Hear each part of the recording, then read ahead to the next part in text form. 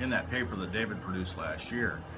And he started to talk about it at one point, really didn't finish, I think, his discussion, and that is that paper recommends that to deal with the fact that there are a lot of good farmers out there who are trying to do the right thing, but there are also a lot of farmers who aren't doing anything.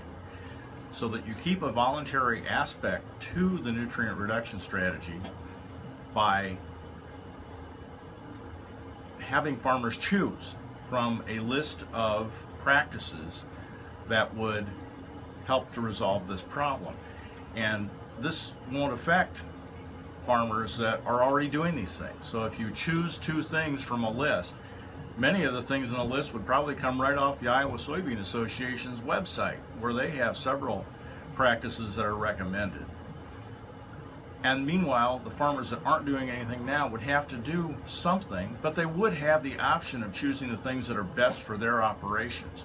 And so it does recognize, a voluntary aspect to it, but it does put some expectations on it. So when Greg talks about the money that it takes to comply with some of these things, it's hard to maybe expect some people to do that unless there's at least a requirement that they do it.